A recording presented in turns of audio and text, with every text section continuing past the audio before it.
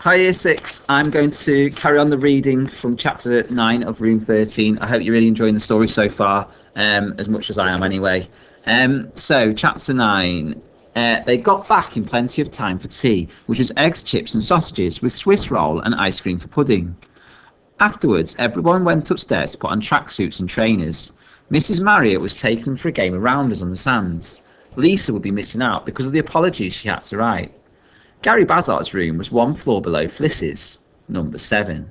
When she came down the stairs, he was standing in the doorway showing something to a group of his friends, who were making admiring noises. As Fliss passed, he called out, "How about this, Fliss?" She glanced in his direction. He was holding up the biggest stick of rock she'd ever seen. She didn't like him much, and would love to have walked on with her nose in the air, but the pink stick really was enormous, nearly a metre long and about 4 centimetres thick. She stopped. "Where the heck do you get that from?" she asked in what she hoped was a scornful voice. "Shop on the quay, £1.50. No one saw me because I stuck it down my jeans leg." His friends gasped and chuckled at his daring. Fliss pulled a face.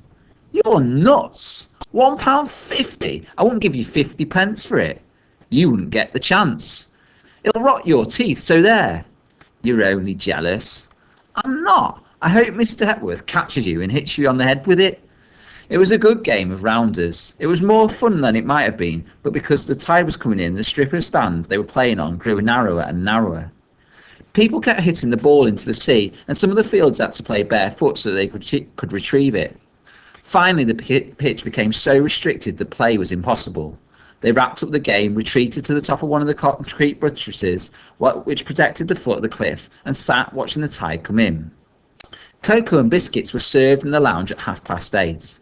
The children sat sipping and munching while twilight fell outside, and Mrs. Evans read them a story.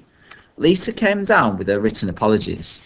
Mr. Hepworth read them, nodded, and gave her back a torch. It was 9 o'clock. Bedtime. Fliss was tired, but she couldn't sleep. It was fun at first, lying in the dark, talking with Mary and the twins. But one by one they drifted off to sleep, and she was left listening to the muffled noises that rose from the boys' room below.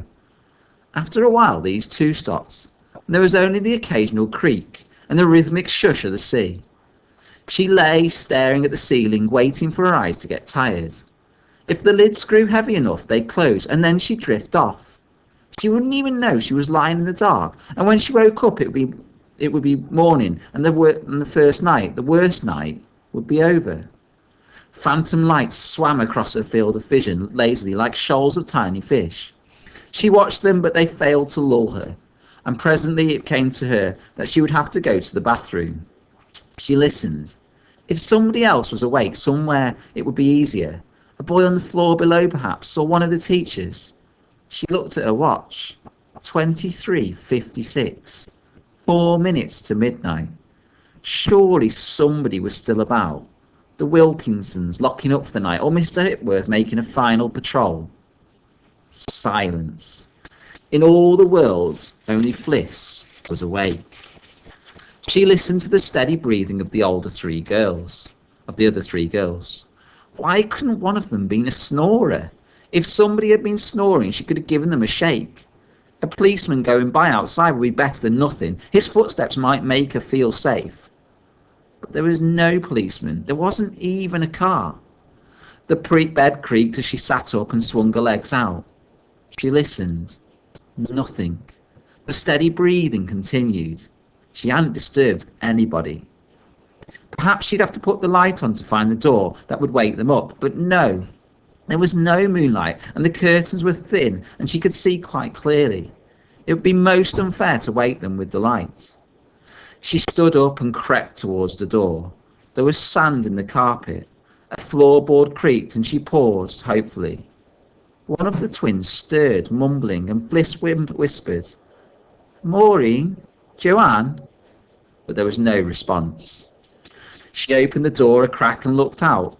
The only illumination came from a small window on the half landing below. It was minimal. She could make out the dark shapes of the doors, but not the pattern on the carpet. The air had a musty smell and felt cold. And she hesitated for a moment at the doorway, peering into the gloom and listening. She became aware of a faint sound. The snuffling, grunting noise of somebody snoring beyond the door of room 11. She found it oddly reassuring and crossed the landing quickly in case it should stop. Recrossing a minute later with the hiss of the toilet system in her ears, she could still hear it. It seemed louder and was accompanied now by a thin, whimpering noise, like crying. This pulled a face. Somebody feeling homesick? Not Lisa, surely. The idea that her friend might be in distress made her forget her fear for a moment. She took a couple of steps towards room 11, unsure of what she intended to do. As she did so, she became aware that the noise was not coming from the room at all, but from the ones next to it, the cupboard. Her eyes flicked to its door. On it, visible in the midnight gloom, was the number 13. She recoiled, covering her mouth with her hands. When she had asked Mrs. Marriott what lay beyond that door, there had been no number on it. She knew there hadn't, yet there it was. 13. And somebody was in there. Somebody.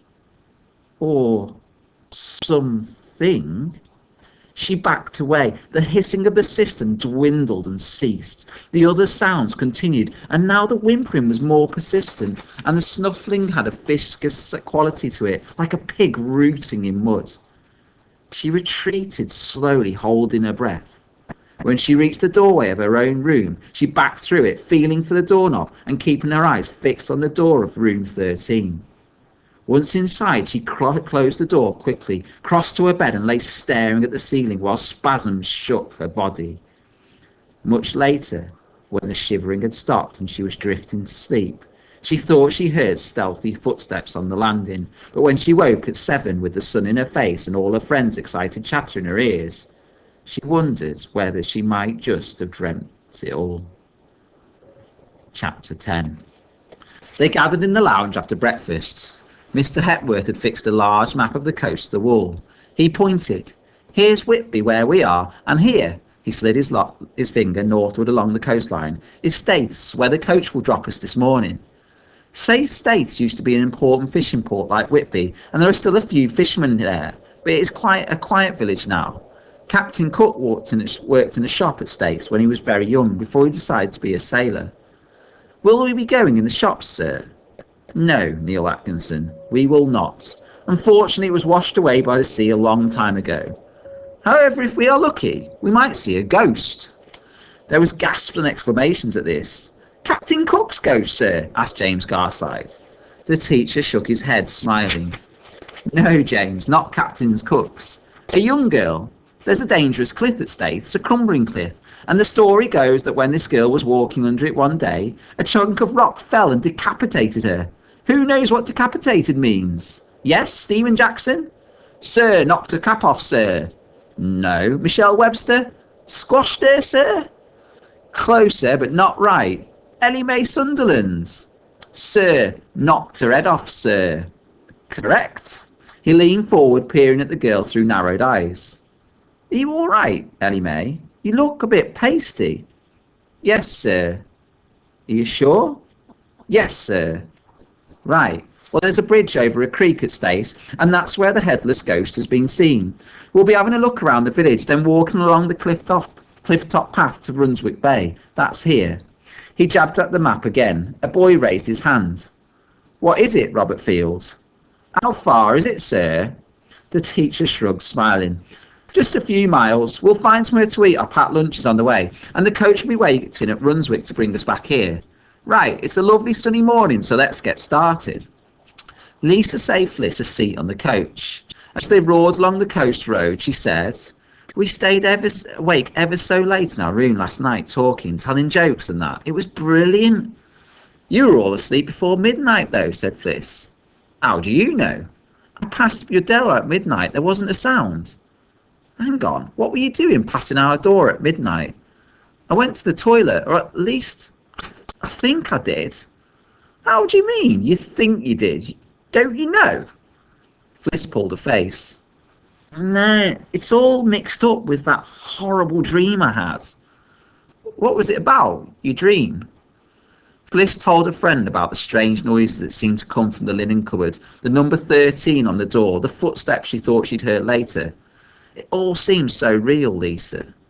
But then this morning I looked, and of course, there's no number on the door, and the sun was shining, and everyone was shouting and messing about on the landing, and it just didn't seem real anymore. Do you know what I mean? Lisa nodded. Sure, it was all a dream. You didn't go to the toilet, and you weren't outside our door at midnight, so you don't know what time we went to sleep, right? Right. Except what, Fliss? What is it? After the toilet, I dreamt I washed my hands, right?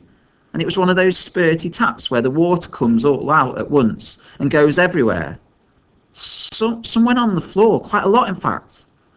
There didn't seem to be anything to mop it up with, and anyway, I was too scared to hang about. I just left it.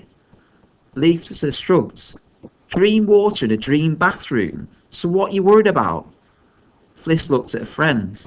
It's just the water. It was still there in the morning, she said. I'll leave it there, children.